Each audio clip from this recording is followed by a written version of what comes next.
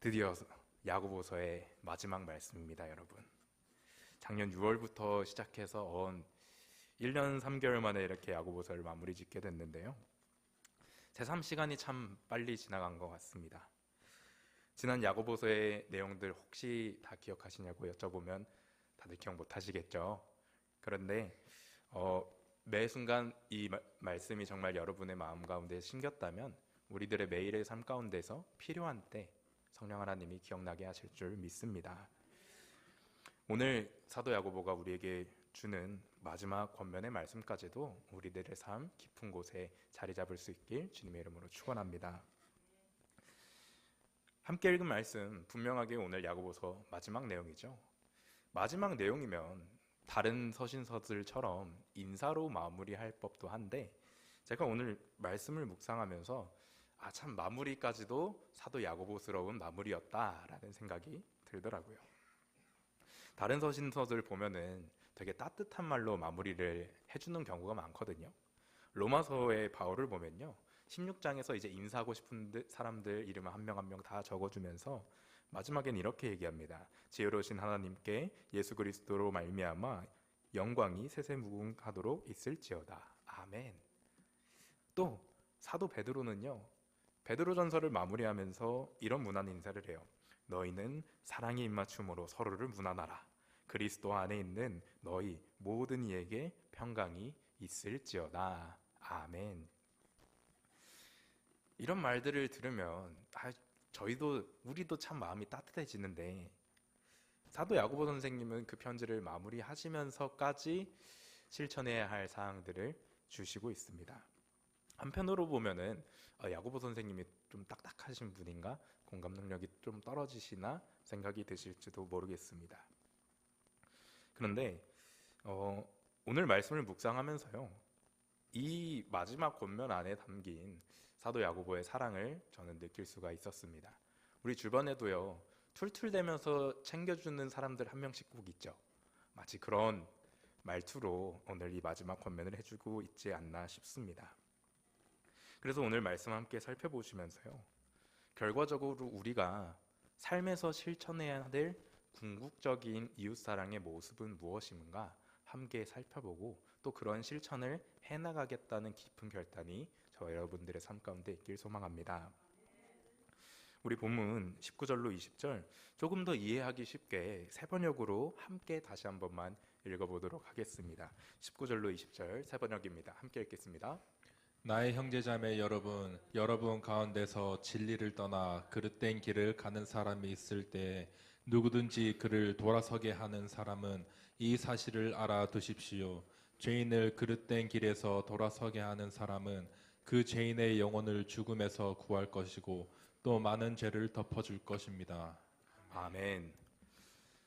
사도 야고보가 마지막으로 하는 실천의 권면의 말 무엇입니까?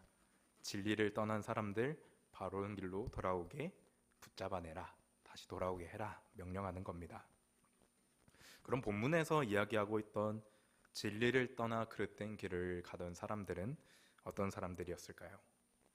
우리 계속 야고보서 읽으실 때 기억해야 되시는 게 야고보 시대는 그리스도인들이 물리적으로 핍박받는 시대였습니다. 이로 인해서 큰 고난을 당하고 있었고요. 그래서 먼저는 이런 핍박과 고난 때문에 진심으로 얘기하는 거죠. 저 더 이상 예수님 못 믿겠습니다. 이 세상의 핍박 이겨낼 수가 없을 것 같습니다. 저 그만두겠습니다. 먼저는 이렇게 떠나는 사람들이었을 거예요. 물리적인 핍박에 의해서 말이죠. 조금 더 구체적으로 살펴보면요, 당시에 이런 로마의 핍박뿐만 아니라 본인들이 속해 있던 유대인 공동체에서도 쫓겨났어요. 너네 예수를 따라 율법이 그럼 중요하지 않은 거네. 너네 우리 공동체에서 이제 출교야. 저리 나가. 이렇게 핍박받는 사람들 또한 당시 그리스도인들이었던 거예요. 그래서 저 이제 예수님 믿음 그만두고 다시 예전에 믿던 걸로 돌아가렵니다. 너무 힘듭니다. 다시 공동체에 속하야겠습니다. 라고 돌아가는 사람들도 있었다는 것입니다. 또 세 번째로는요, 당시에도요, 요즘도 이단이 너무나도 많지만 당시에도 이단이 있었습니다. 우리 다양한 서신서들 이야기 들으시면서 영지주의라는 이 이단 자주 들으셨으리라 믿습니다. 단순하게 생각하면 몸은 악하니까 아예 우리가 이 몸에 관련된 모든 쾌락을 제거해야 된다 쪽으로 간 사람들도 있고, 어차피 몸은 악하니까 우리가 몸으로 할 수 있는 거 다 하자 쾌락주의 쪽으로 간 이 양극화됐던 이단이 영지주의였습니다. 그래서 안 그래도 핍박이 힘든데 저 사람들 믿는 것도 지금 나 믿는 예수님이랑 비슷한 것 같아. 근데 훨씬 쉽고 한편으로 보면은 몸으로 즐길 수 있는 거 다 한다 그러니까 저것도 맞는 거 아닐까? 라는 생각으로 진리를 저버리고 떠난 사람들이겠죠. 이렇게 핍박과 유혹과 과거로 돌아가는 그런 모습을 한 사람들이 이제 진리를 떠난 그릇된 길로 가는 사람들이라는 것입니다. 그래서 종합적으로 살펴보면요, 이 미혹되어 진리를 저버린 사람들은 단순히 우리 공동체 안에서 조금 티격태격 하다가 아이 저 교회 안 나와요 하고 몇 달 안 보이시다가 다시 나오는 이런 분들이 아니라, 진짜로 삶이 너무 힘들어서 내 눈앞에 고난을 이겨낼 수가 없어서 저 진짜 믿음을 못 지키겠습니다 하고 떠나는 분들이라는 것이죠. 요즘 시대로 생각하면 이런 것 같아요. 우리 교회뿐만 아니라 한국에 제가 있던 교회도 그렇고 모든 교회가 그럴 거라고 생각합니다. 교회마다의 역사가 있고 역사가 있는 곳에 불화가 있습니다, 여러분. 그러다 보니까 성도님들과 성도님들끼리, 또 성도님들과 교역자분들끼리, 또 혹은요 교역자분들끼리, 성도님들은 빼놓고요, 우리 이런 표현하죠. 서로 지지고 볶고하는 상황들을 자주 보게 됩니다. 그런데 그런 불화의 상황이 있다고 한다면요, 그 부분은 우리가 서로의 잘못을 인정하고 그래 우리가 공동체 안에서 이러면 안 됐다, 말씀 안에서 결국 성화되는 과정에 같이 있는 성도들이기 때문에 같이 힘써서 나아가면 되는 부분이에요. 나랑 싸웠다 그래서 너 진리를 떠난 사람이야 하는 순간 우린 그냥 정죄하는 사람이 돼버리는 겁니다. 그런데 야고보가 지칭하는 사람들은요, 그걸 넘어선 그 이상의 고통을 가지고 그 이상의 믿음을 저버릴 만큼의 상황을 마주할 사람들이라는 것이죠. 그런 사람들을 향해서 사도 야고보가 마지막으로 권면하고 있는 겁니다. 20절 말씀 우리 세번역으로 한 번만 다시 볼까요? 제가 읽어드리겠습니다. 이 사실을 알아두십시오. 죄인을 그릇된 길에서 돌아서게 하는 사람은 죄인의 영혼을 죽음에서 구할 것이고 또 많은 죄를 덮어줄 것입니다. 아멘. 영혼을 죽음에서 구한다는 이 말씀을 오해하시면 안 되는 게, 떠난 사람 내가 가서 구원해 준다라고 이해하시면 안 됩니다. 그러나 구원은 철저하게 하나님 영역이에요. 그건 우리가 그리스도인들로서 꼭 믿어야 하는 부분입니다. 그럼에도 불구하고 그를 죽음에서 구한다는 말이요, 하나님의 구원의 역사의 현장을 너희가 가서 그 현장을 증거해라, 너희가 그 통로로서의 역할을 해라, 이렇게 권면하고 있다는 것입니다. 한편으로 보면요, 다시 한번 떠난 이들을 공동체로 초청하라는, 너희가 이웃 사랑하는 걸 공동체 안에서 지금 나오고 있는 사람들의 하나는 것이 아니라 이미 떠나간 이들까지도 품는 것이 너희의 몫이다, 사랑의 영역을 넓힐 것을 명령하고 있는 것이죠. 그럼 우리는 이런 질문을 당연히 하게 됩니다. 왜 그런 사람들까지 우리가 사랑으로 감싸야 하겠습니까? 떠난 사람의 책임은 그 사람한테 있는 거죠. 그 사람들이 하나님과 해결해야 할 문제지 우리가 개입해서 도움을 줄 수 있는 문제가 아니지 않을까요? 생각하실지도 모르겠습니다. 그런데 여러분, 예수님이 명령해 주신 사랑의 범위는요, 공동체 안에서 국한되지 않습니다. 우리 누가복음 6장 32절로 35절 말씀 한 목소리로 천천히 읽어보도록 하겠습니다. 시작. 너희가 만일 너희를 사랑하는 자만을 사랑하면 칭찬받을 것이 무엇이냐? 죄인들도 사랑하는 자는 사랑하느니라. 너희가 만일 선대하는 자만을 선대하면 칭찬받을 것이 무엇이냐? 죄인들도 이렇게 하느니라. 너희가 받기를 바라고 사람들에게 구워주면 칭찬을 받을 것이 무엇이냐? 죄인들도 그만큼 받고자 하여 죄인에게 구워주느니라. 오직 너희는 원수를 사랑하고 선대하며 아무것도 바라지 말고 구워주라. 그리하면 너희 상이 클 것이요 또 지극히 높으신 의의 아들이 되리니 그는 은혜를 모르는 자와 악한 자에게도 인자하시니라. 아멘. 평소에 여러분이 마음에 품고 계시던 사랑의 영역이 지금 예수님이 말씀하시는 사랑의 영역이신가요? 아니면은 이 말씀이 그렇지. 예수님이 말씀하셨던 사랑은 내가 해오던 것 이상이었지 라는 깨달음이 있으신가요?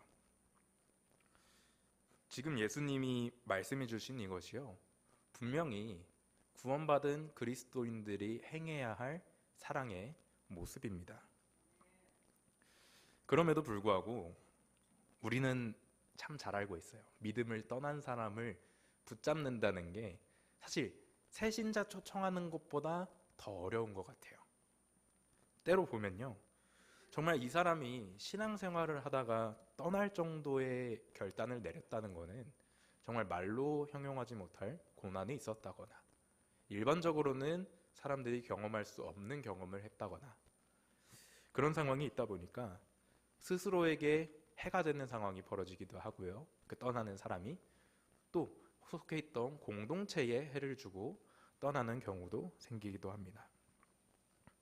그러다 보니까 떠나는 사람들을 보면서 우리는 어느샌가부터 이런 핑계를 가지기 시작해요. 이제는 정말 하나님이 하셔야만 하는 때다. 이거는 하나님만이 하실 수 있는 것이다 라는 생각을 하게 됩니다. 물론 정말 그런 경우가 있어요. 믿음을 저버리고 떠나가는데 사람의 어떤 말로도 잡을 수 없을 때가 있습니다. 그런데 이 생각이 너무나도 쉽게 핑계로 전락해버린다는 것이죠. 조금만 불화가 있어서 교회를 떠난다는 영혼에게 사랑의 마음은 잊어버리고 정죄의 마음이 가득해서 그래 너 나가라, 이제부터 너의 믿음은 하나님이 책임지시겠지 라는 뉘앙스로 우리가 이 말을 핑계 삼아 이야기한다면 그것을 정말 사랑을 행하는 그리스도인이라 이야기할 수 있을까요? 전에도 한번 이런 얘기 드린 적이 있는 것 같습니다.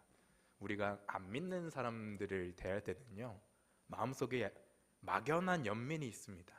저 사람이 조금 나한테 잘못해도 그래 저 사람은 예수를 모르니까 사랑으로 품어줘야지 하는 마음이 들어요.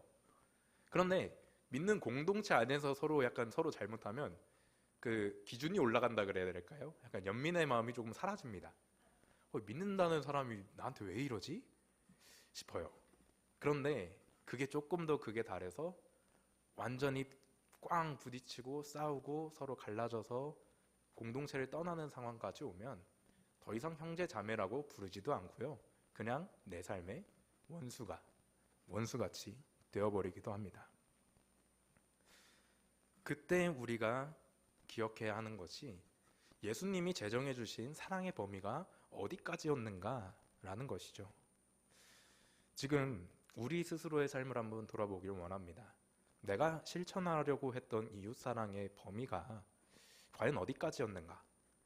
지금 내 옆에, 내 눈에 나와 함께하는 나와 좀 친한 공동체 일원들이지 않는가? 혹은 좀 친하지 않더라도 공동체 안에 있는 사람들이지는 않았나 생각해 보길 원합니다.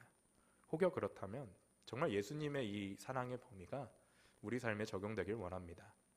당장 내가 실천할 수는 없더라도 마음 가운데 그래 예수님이 말씀하신 사랑은 공동체 너머의 원수 같은 사람들일지라도, 믿음을 저버리기로 결단한 사람들일지라도 사랑으로 품어야 하는 거겠구나. 이 결단의 마음이, 또 이 예수님의 사랑의 마음이 우리 가운데 있을 수 있기를 소망합니다. 그래서 이 마지막 사도 야고보의 말씀을 쭉 살펴봤을 때요, 앞선 사도 야고보의 권면들을 종합적으로 살펴봤을 때 이런 마음을 조금 함축하고 있지 않았나 싶습니다. 사도 야고보가 이야기하는 거죠. 성도님들, 지금 상황이 힘들고 고난이 힘들다는 거 정말 잘 알고 있습니다.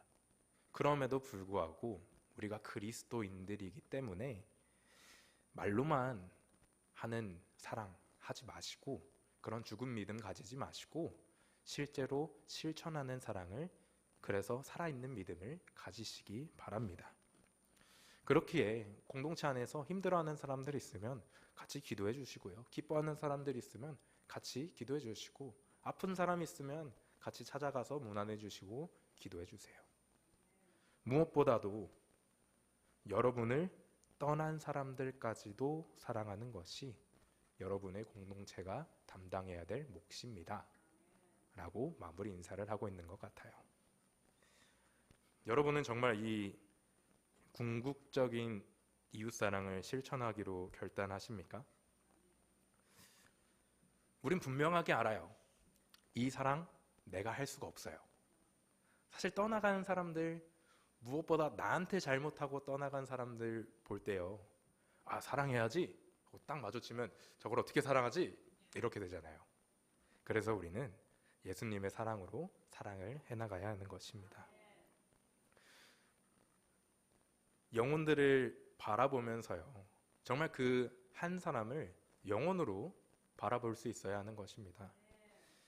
내 마음 가운데에 저 사람을 정죄하는 마음이 들려고 할 때 예수님이 저 영혼을 얼마나 사랑하시나 생각해 본다면 우리 또한도 그 사랑의 마음을 조금이나마 가질 수 있게 되는 것입니다.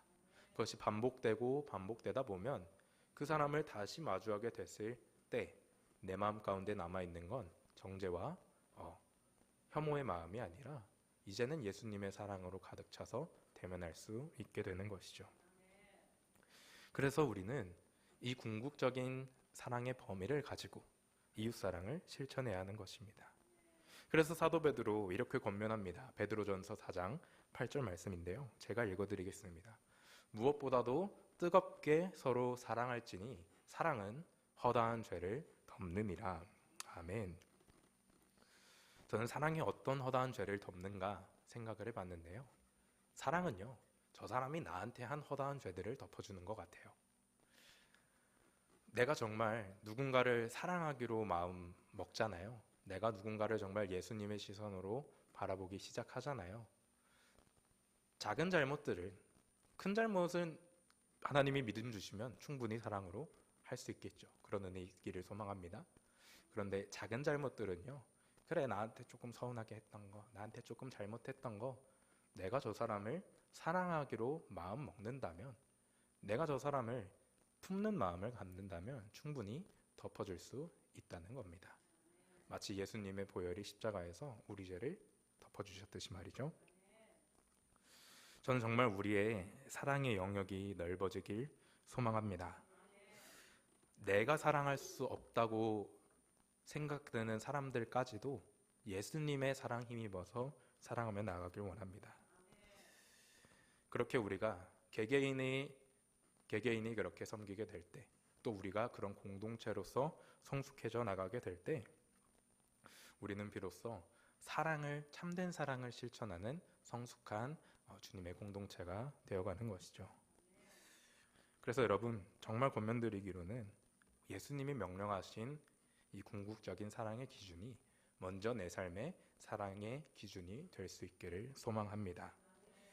그래서 정말 내 삶에서 이 사랑의 기준이 자리 잡게 되었을 때 사도 야고보의 권면처럼 떠난 이들까지도, 믿음을 저버리려는 이들까지도 우리가 사랑으로 권면해 줄 수 있게 되는 것입니다.